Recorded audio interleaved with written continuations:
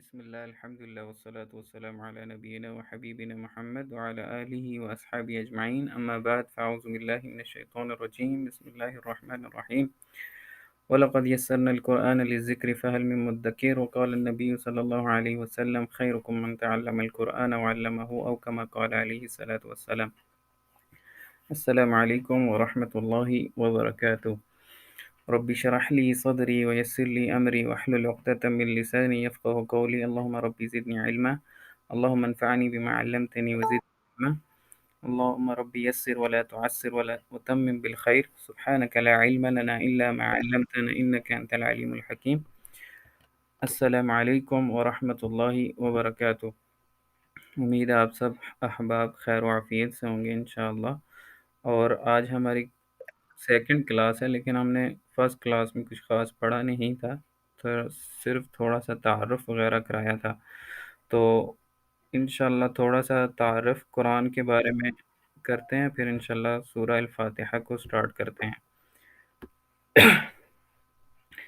اللہ تعالیٰ قرآن میں فرماتا ہے بعد اعوذ باللہ من الشیطان الرجیم بسم اللہ الرحمن الرحیم افلا یتدبرون القرآن ام علی قلوب اقفالها. افلا کیا ہم نے یتدبرون القرآن قرآن کو تدبر کے لیے نہیں بنایا، تدبر کے لیے نہیں بھیجا، ام علی قلوب اقفالها یا لوگوں کے دل جو ہیں وہ اس سے غافل ہو چکے ہیں. تو سب سے پہلے آپ کے سامنے اس قرآن کی پکچر کو دیکھیں. یہ قرآن آپ کے ہاتھ میں ہوگا یا آپ کی اپلیکیشن میں ہوگا یا آپ کی کسی بھی ایسے کسی نہ کسی ذریعے سے آپ کے پاس قرآن موجود ہے. سب سے پہلے پڑھنے سے پہلے آپ سب سے پہلے یہ سوچیں کہ یہ جو کتاب ہے یہ کتاب کس کی ہے. اس پہ ذرا سی آپ غور و فکر کریں. اس کے بعد آپ یہ سوچیں کیا یہ کتاب کس طرح نازل ہوئی اور نبی کریم صلی اللہ علیہ وسلم پر کس طرح کیسے موقعوں پر آئی. اور اس کے علاوہ آپ یہ سوچیں یہ کتاب نہ تو عرب کی ہے، نہ ہی عجمی کی ہے اور نہ ہی کسی اور کی ہے، یہ پورے عالمین کے لیے ہے.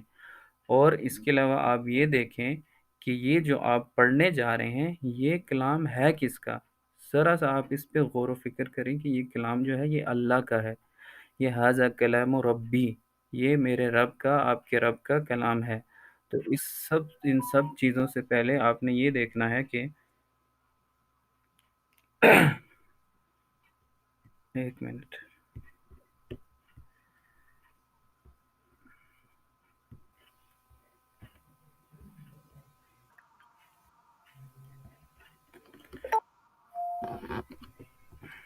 تو بات چل رہی تھی کہ سب سے پہلے ہم نے یہ سوچنا ہے کہ یہ کلام اللہ کا کلام ہے، اور اس کے علاوہ پھر ہم نے اس پہ غور و فکر کرنا ہے کہ ہم اس سے کیا سیکھ رہے ہیں. ٹھیک ہے، سب سے پہلے آپ نے یہ کرنا ہے کہ یہ جو قرآن جتنے بھی آپ کی دنیا کے مسائل ہیں یا جتنے بھی آپ کے ذاتی مسائل ہیں یا آپ کے لوگوں کے ساتھ آپ کے معاملات ہیں، ان سب کو آپ نے آپ کی جتنے بھی کوشچن ہیں ان کوشچنس کو لینا ہے، لے کے ایک دراز میں اس کو بند کر دینا ہے. دراز میں بند کرنے کے بعد پھر آپ نے قرآن کو اوپن کرنا ہے، اور قرآن کو آپ نے اس سوچ میں اس فکر میں نہیں کھولنا کہ اللہ تعالیٰ کی جو میرے کوشچن ہیں ان کے آنسر مل جائیں، بلکہ آپ نے یہ دیکھنا ہے کہ اللہ نے میرے بارے میں کیا کہا ہوا ہے اور اللہ نے مجھ سے کیا باتیں کی ہیں. جو باتیں کی ہیں ان پہ ہم نے عمل کیسے کرنا ہے. تو ٹھیک ہے، سٹارٹ کرتے ہیں سب سے پہلے. اور دوسری بات یہ ہے کہ ایک بہت پیاری حدیث ہے جو سنا کے ایک حدیث ہے، اس حدیث کو سنا کے میں بات کو آگے چلاتا ہوں. صحابہ مسجد مدینہ میں بیٹھے ہوئے تھے ایک دن. تو آپ علیہ الصلاۃ والسلام کا داخلہ ہوا، آپ مسجد میں داخل ہوئے تو آپ نے دیکھا کہ اصحاب نبی کریم صلی اللہ علیہ وسلم کے صحابہ آپس میں ایک مجلس میں بیٹھے ہیں اور اللہ کی یاد کے لیے ذکر اذکار کر رہے ہیں. تو نبی کریم صلی اللہ علیہ وسلم نے ان کو مخاطب ہو کے فرمایا کہ الا اعلمک، کیا میں آپ کو ایسی بات نہ بتاؤں، ایسی چیز نہ بتاؤں کہ جس کا اتنا اجر ہے کہ اس کے پڑھنے سے آپ کو ایک اونٹ جتنا فائدہ ہوگا، اور اس کو جتنا آپ زیادہ پڑھیں گے آپ کو اتنا ثواب ہوگا۔ تو صحابہ نے فرمایا کہ بھلا یا رسول اللہ، کیوں نہیں، آپ ضرور ہمیں بتائیں۔ تو رسول اللہ صلی اللہ علیہ وسلم نے فرمایا کہ جس شخص نے قرآن کی ایک آیت کو سمجھ کر پڑھا تو اس کو ایک اونٹ جتنا ثواب ملے گا۔ اب ایک اونٹ جتنا ثواب آج کل کے جو حساب سے لگایا جائے تو دنیا کی سب سے جو مہنگی سواری ہے وہ اس کے مقابل ہے۔ اگر بندے کا اپنا جٹ ہو یا جہاز ہو، یا اس سے مہنگی اگر کوئی سواری ہے تو اس کی جتنی پرائس بنتی ہے اس حساب سے اس کو نیکیاں ملتی ہیں، وہ صرف اور صرف آپ کو ایک آیت سیکھنے سے۔ تو اگر آپ جتنی زیادہ آیات سیکھیں گے اتنا آپ کو اللہ اجر عطا فرمائے گا۔ تو انشاءاللہ اسٹارٹ کرتے ہیں، اور آخر میں 5 سے 10 منٹ انشاءاللہ کوسچن آنسر کے ہوں گے۔ جو بھائی اگر کوسچن کرنا چاہے یا لکھ لے تو ساتھ کر سکتا ہے۔ تو پہلی صورت ہے سورۃ الفاتحہ۔ ظاہر سی بات ہے، یہ واحد پہلی صورت ہے جو پوری مکمل نبی کریم صلی اللہ علیہ وسلم پہ نازل ہوئی تھی۔ تو آپ پر یہ پوری صورت نازل ہوئی، تو اس کی جو آیات ہیں وہ کچھ علماء کے نزدیک 7 ہیں، سب کے نزدیک 7 ہیں، لیکن کچھ نے یہاں پہ اختلاف کیا ہے کہ جو بسم اللہ الرحمن الرحیم وہ سورہ الفاتحہ کا جز ہے، مطلب اس کا حصہ ہے، اس کا پارٹ ہے، لیکن کچھ علماء کے نزدیک اس کا جز نہیں ہے۔ انہوں نے آخری جو آیت ہے صراط الذین انعمت علیہم غیر المغضوب علیہم ولا الضالین، اس کو دو چینج کیا ہے، یعنی کہ سورہ فاتحہ کی جو بسم اللہ ہے اس کو چھوڑ کے آخری جو آیت ہے اس کو 2 میں چینج کیا ہے۔ ٹھیک ہے، اب امام شافعی کے مطابق جو سورہ الفاتحہ ہے وہ بسم اللہ کے ساتھ ہے، اور امام ابو حنیفہ اور دوسرے علماء ہیں ان کے نزدیک جو ہے وہ بسم اللہ جو ہے وہ سورہ فاتحہ کا ایک جز نہیں ہے، وہ ایک علیحدہ ہے۔ ٹھیک ہے، اس کے علاوہ سورہ الفاتحہ کو اللہ نے بہت زیادہ مقام عطا فرمایا ہے۔ یہ ایک ایسی صورت ہے جس کے بارے میں جب بھی صلی اللہ علیہ وسلم دم کا موقع دیتے یا دم کرتے یا کسی صحابہ کو تلقین کرتے تو اس کو ضرور کہتے کہ تم سورہ الفاتحہ پڑھا کرو۔ اس کے علاوہ سورہ الفاتحہ کے بہت سارے نام ہیں۔ سورہ فاتحہ کے ناموں میں سے ایک نام آپ کے سامنے، یہ السبع مثانی، یہ سورہ الحجر میں اللہ تعالیٰ نے قرآن میں فرمایا کہ ہم نے آپ کو 7 آیتوں والی صورت ہم نے نازل کی ہے۔ وہ سورہ 7 آیتوں سے مراد سورہ الفاتحہ ہے۔ اس کے علاوہ اس کا اور نام ہے القرآن العظیم، اور قرآن عظیم کی ایک آیت ہے الشفا، اس کا خود ایک نام ہے شفا، جس کو بھی کوئی بھی مرض ہو، کوئی بھی ہو، تو وہ سورہ الفاتحہ پڑھے۔ اس کے علاوہ پھر اس کے اور بہت سارے نام ہیں۔ اس کے علاوہ القرآن اس کا نام ہے۔ اس کے نام ہے الرقیہ، رقیہ سے مراد ہوتا ہے کہ دھم کرنا کسی پہ، کسی بھی بات پہ دم کرنا۔ تو یہاں تک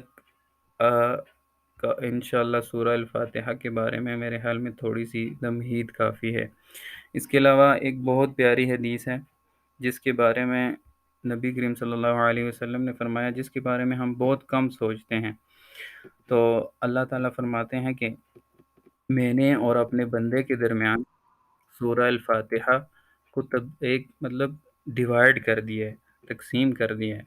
اس تقسیم سے کیا مراد ہے کہ جب میرا بندہ مجھ سے کہتا ہے الحمد للہ رب العالمین الرحمن الرحیم مالک یوم الدین، جب یہ اللہ کہتا ہے تو بندہ کہتا ہے تو اللہ فرماتا ہے کہ یہ دیکھو میرے بندے نے میری تعریف کی۔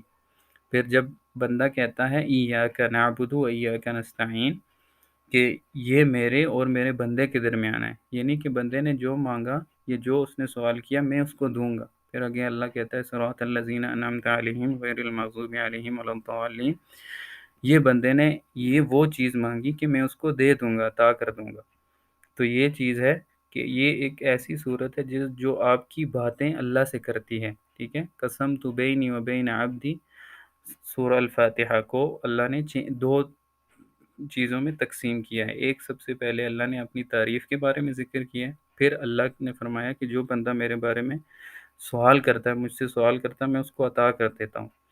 تو اب سب سے پہلے یہ سٹارٹ کرتے ہیں سورہ الفاتحہ۔ سورہ الفاتحہ کے بارے میں نے آپ کو بتایا کہ ایک مکی صورت ہے اور اس کی 7 آیتیں ہیں، اور 7 آیتوں میں تھوڑا سا اختلاف ہے، وہ میں نے آپ سے ذکر کیا۔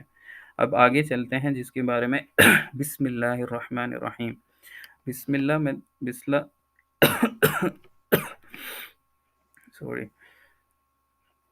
بسم اللہ، ساری تعریفیں اللہ ہی کے لیے ہیں، الرحمن الرحیم، جو بہت مہربان اور رحم کرنے والا ہے۔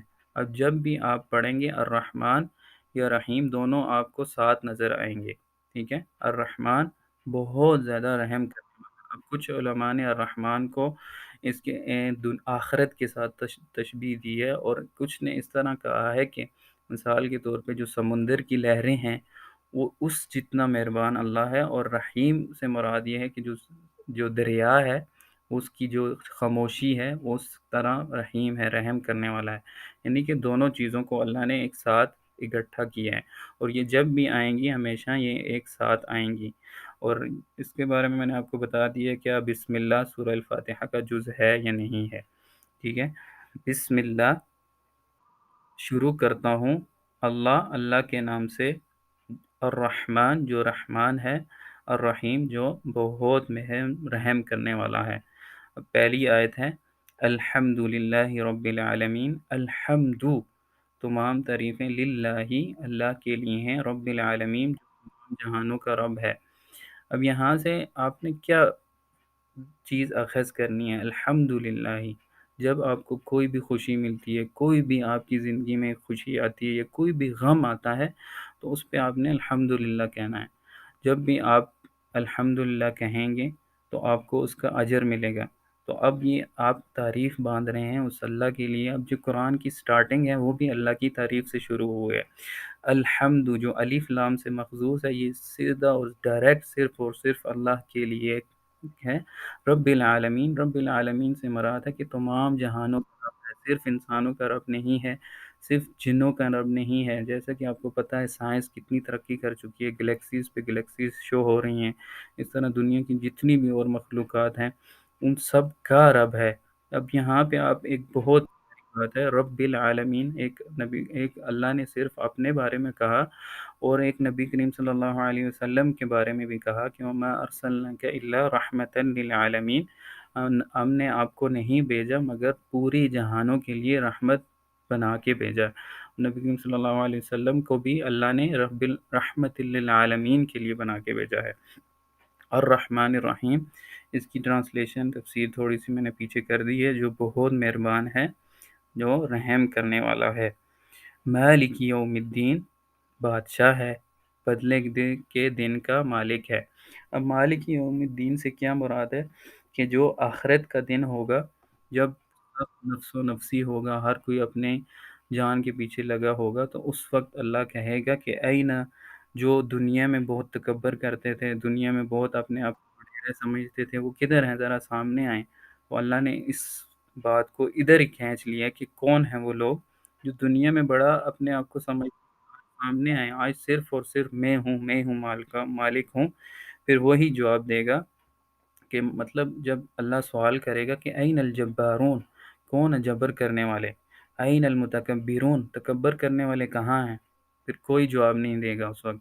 پھر اللہ اس کے جواب میں کہے گا کہ پھر وہی جواب دے گا کہ اللہ صرف اور صرف اللہ ہی ہے، مطلب کہ اللہ کہے گا صرف اور صرف میں ہی ہوں، اس کے علاوہ کوئی بھی نہیں ہے، ٹھیک ہے؟ آگے ہے ایاک نعبد و ایاک نستعین، ہم تیری ہی عبادت کرتے ہیں اور ہی سے مدد مانگتے ہیں۔ اب اس بات کو آپ ذہن میں رکھ دیں، ایاک، جب آپ اب نماز کی جو پہلی سٹارٹ ہے وہ صرف اور سٹارٹ کہاں سے ہو رہی ہے؟ ایاک نعبد و ایاک نستعین، یعنی کہ یہ عربی گرامر کا بہت ہی پیارا ادھر صیغہ ہے۔ یہاں سے مراد یہ ہے کہ اللہ تعالیٰ نے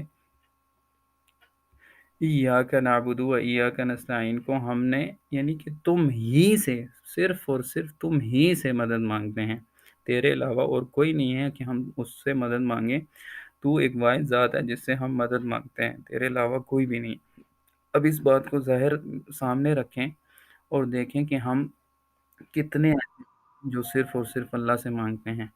ہمارے اندر شرک پایا جاتا ہے، ہمارے اندر ناپ تول کی کمی پائی جاتی ہے، ہمارے اندر طرح طرح کے گناہ پائے جاتے ہیں، ہم قبروں پہ جا کے مانگتے ہیں، ہم کدھر کدھر جا کے مانگتے ہیں، لیکن یہاں پہ ہم نماز میں آ کے کہتے ہیں ہم تیری ہی عبادت کرتے ہیں، تجھ ہی سے مدد چاہتے ہیں۔ لیکن جیسے ہی ہم نماز سے فارغ ہوتے ہیں، نماز سے مسجد سے باہر نکلتے ہیں، مصلے سے اٹھتے ہیں، تو ہم دوسروں کو پکارنے لگتے ہیں۔ اسی طرح اللہ تعالیٰ قرآن میں فرماتا ہے کہ جب ہم ان کو عذاب دیتے ہیں تو یہ صحیح خالص ہمیں پکارنے لگ جاتے ہیں، تو جب ہم ان کو نجات دیتے ہیں، عذاب سے جب چھٹکارا دے دیتے ہیں، تو یہ کہتے ہیں کہ پھر یہ شرک کرنے لگ جاتے ہیں۔ تو اس بات کو، اس آیت کو آپ نے اپنے ذہن میں نشین کر دینا ہے کہ جب آپ اس آیت کو پڑھیں، ایاک نعبدو، اللہ ہم تیری ہی عبادت کرتے ہیں، مطلب تیرے سے علاوہ کوئی بھی نہیں ہے۔ نبی کریم صلی اللہ علیہ وسلم کی صحیح حدیث ہے، آپ علیہ الصلوۃ والسلام نے فرمایا کہ جب تم کسی سے کچھ مانگنے لگو، اگر جوتے کا تسمہ بھی تم سے ٹوٹ جائے تو وہ بھی اللہ سے مانگو، ٹھیک ہے؟ یہاں پہ بھی ہم نے مطلب چھوٹی سی چھوٹی چیز بھی جو ہے وہ بھی اپنے اللہ سے مانگنی ہے، لیکن ہم ایسے ہو چکے ہیں کہ جیسے ہی نماز ختم ہوتی ہے ہم باہر جا کے اور لوگوں سے مانگنے لگ جاتے ہیں۔ اب اس کا ایاک نعبدو، ہم صرف تیری ہی عبادت کرتے ہیں، و ایاک نستعین، اور تجھ ہی سے مدد مانگتے ہیں۔ آگے اہدنا الصراط المستقیم، اب اس بات کو دیکھیں، اے اللہ ہمیں سیدھی راہ دکھا، ٹھیک ہے؟ اب سیدھی راہ کیا ہے؟ سیدھی راہ کے بارے میں قرآن کی ایک دوسری آیت ہے جس کے بارے میں فرمایا گیا کہ سیدھی راہ پہ کون ہے؟ اصحاب ہیں، جو سورہ البقرہ کے شروع کے رکوع میں انشاءاللہ آئیں گی۔ اس کے علاوہ پھر سیدھی راہ پہ کون ہیں؟ صحابہ ہیں، صدیقین ہیں، شہداء ہیں۔ اے اللہ ہمیں ان جیسا راستہ دکھا جو صحیح سیدھے راستے پہ ہیں۔ اب سیدھے راستے پہ جو میں نے ذکر کیا وہ یہ لوگ ہیں۔ اب اس بات کو بھی آپ دیکھیں، کیا ہم یہ مانگتے ہیں، کیا ہم دل سے مانگتے ہیں یا ہماری زبان کی باتیں ہوتی ہیں؟ نبی کریم صلی اللہ علیہ وسلم نے فرمایا کہ جب آپ کسی کو دیکھو، کسی بھی شخص کو آپ کے سامنے کوئی برا کام کر رہا ہے یا کوئی برائی کر رہا ہے تو اس کو ہاتھ سے روکو۔ آپ ہاتھ سے نہیں روک سکتے، زبان سے روکو، اور زبان سے نہیں روک سکتے تو آپ دل میں برا جانو، ٹھیک ہے؟ اب ایک طرف یہ حدیث ہے، اب دوسری طرف آپ یہ دیکھیں، اہدنا الصراط المستقیم، ہم اپنے لیے ہدایت مانگ رہے ہیں، کیا ہمیں یہ وہ ہدایت ہے؟ دوسروں کو دعوت دینے کی تو دور کی بات ہے، کیا ہم نے اپنی اصلاح ابھی تک کی ہے؟ اگر کر رہے ہیں اور ساتھ ساتھ کر رہے ہیں تو پھر تو بہت اچھی بات ہے، اگر نہیں کر رہے تو ہمیں چاہیے سب سے پہلے ہم نے اپنی اصلاح کرنی ہے، ٹھیک ہے؟ اہدنا الصراط المستقیم، ہمیں ہدایت دے صراط، اس صراط المستقیم، سیدھے راستے کی۔ اب سیدھا راستہ کون سا ہے؟ وہ نبی کریم صلی اللہ علیہ وسلم نے ہمیں بتایا ہے، جس پہ صحابہ چل کے گئے ہیں، جس پہ تبع تابعین نے ہمارے لیے راستے کھولے، صحیح حدیث کو ہم تک پہنچایا، وہ سیدھا راستہ ہے جو ہم نے قرآن اور حدیث کی مدد سے حاصل کرنا ہے، ٹھیک ہے؟ اب آگے آیت ہے، یہ بیچ میں خاموش میں اس لیے ہوتا ہوں کہ بار بار لوگ آ رہے ہیں تو ان کو پھر میں نے جوائن کرنا ہوتا ہے۔ آگے اللہ فرماتے ہیں کہ صراط الذین انعمت علیہم، ان لوگوں کا راستہ جن پر تو نے انعام کیا۔ اب انعام والے لوگ کون ہیں؟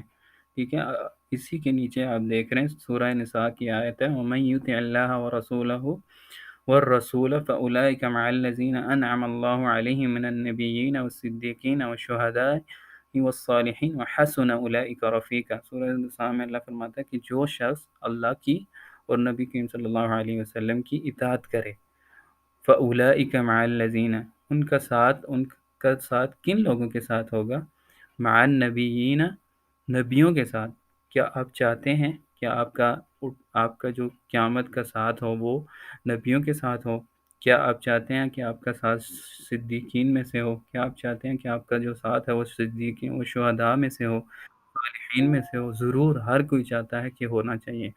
تو اس کے لیے آپ نے کیا کرنا ہے؟ اللہ کی اطاعت کرنی ہے اور نبی صلی اللہ علیہ وسلم کی اطاعت کرنی ہے، بس۔ اگر آپ ان دونوں کی اطاعت کریں گے تو آپ دنیا میں بھی کامیاب ہیں اور آخرت میں بھی کامیاب ہیں۔ پھر آگے اللہ فرماتا ہے غیر المغضوب علیہم، کہ اے اللہ ان جیسا راستے پہ نہ لانا، ان لوگوں کی طرح نہ لانا جن پر تو نے غصہ کیا، غضب کیا، ولا الضالین، اور نہ ہی جو گمراہ ہوئے۔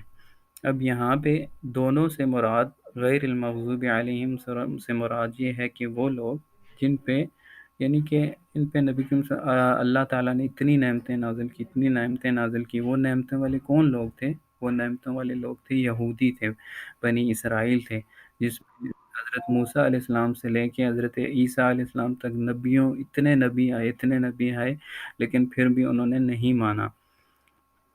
اس کے علاوہ اس لیے پھر اللہ نے ان پہ غصہ کیا، اور اللہ نے پھر یہاں سے مغضوب علیہم سے علماء نے، سلف صالحین نے جو ذکر کیا ہے کہ غصہ جن پہ کیا گیا تھا وہ یہودی تھے.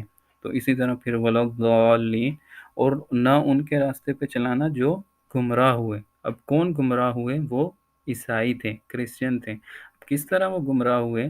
اللہ تعالیٰ نے قرآن میں کہا تھا یا ایھا الناس انا جعلناکم، ذہن سے نکل گئی ہے، جس کا ترجمہ یہ ہے کہ ہم نے آپ کو ایک درمیانی وسط انسانیت بنایا ہے. اب درمیان میں رہیں. اب یعنی کہ نہ آپ نے عیسیٰ علیہ السلام کو بیٹا کہنا ہے، نہ عزیر علیہ السلام کو اللہ کا بیٹا کہنا ہے. آپ نے ان دونوں کے درمیان میں رہنا ہے، اور رہ کے صرف اور صرف اللہ کی عبادت کرنی ہے. لیکن عیسیٰ علیہ السلام کو ماننے والے، حضرت عیسیٰ علیہ السلام کو اتنا اوپر کر دیا کہ اس کو معبود الہ بنا دیا. اس لیے اللہ نے کہا کہ یہ وہ لوگ تھے جو پہلے تو سیدھے راستے پہ تھے، لیکن جب انہوں نے دیکھا اور یہ راستے سے بھٹک کر گمراہ ہو گئے. تو اللہ تعالیٰ سے ہم یہ دعا کرتے ہیں نماز میں کہ اے اللہ تو ہمیں سیدھی راستے دکھا اور ہمیں انعام یافتہ لوگوں میں سے کر دے. اب انعام یافتہ لوگ کون ہیں؟ وہ لوگ ہیں جن کے بارے میں اللہ فرماتا ہے کہ دوسری آیت میں نے پڑھی ہے وَمَن یُطِعِ اللَّهَ وَرَسُولَهُ، کہ اے اللہ جنہوں نے اطاعت کی اور وَمَن يُطِعِ اللَّهَ وَالرَّسُولَ، جو لوگ اللہ اور رسول کی اطاعت کرتے ہیں، فَأُولَٰئِکَ مَعَ الَّذِينَ، پس ان کا ساتھ، مع الَّذِينَ، مع المین ساتھ، الَّذِينَ ان لوگوں کے ساتھ، انعم اللہ علیہم جن پر اللہ نے انعام کیا، من النبیین نبیوں کے ساتھ ہوں گے، صدیقین سچوں کے ساتھ. حضرت ابوبکر رضی اللہ عنہ کا ساتھ کون نہیں چاہتا؟ وہ سچے تھے. والشہداء، شہداء میں حضرت عمر ہیں، حضرت حسن ہیں، اور حضرت حسین ہیں، حضرت علی ہیں، حضرت عثمان ہیں. کتنے ہی صحابہ ہیں بدر میں، احد میں شہید ہوئے ہیں، ان کے ساتھ کون نہیں چاہے گا؟ والصالحین، اور نیک لوگ جو اللہ کو ہر وقت یاد کرتے ہیں. وحسن اولئک رفیقا، اور آپ دیکھیں یہ کتنا ہی اچھا ساتھ ہے. ذرا آپ اس پہ غور کریں، کتنا ہی حسن، اور بہت ہی اچھا ہے ساتھ ہے، رفاقت بہت ہی خوب ہے. تو اس کو آپ نے ساتھ کرنے کے لیے آپ نے صرف اور صرف کیا کرنا ہے؟ اللہ اور رسول صلی اللہ علیہ وسلم کی اطاعت کرنی ہے. جب آپ اطاعت کریں گے تو اللہ آپ کا ساتھ نبیوں میں، صدیقین میں، شہداء میں، صالحین میں لکھ دے گا. تو اللہ تعالیٰ سے دعا ہے کہ اللہ تعالیٰ ہمیں صدیقین میں اور شہداء میں کے ساتھ نصیب عطا فرمائے.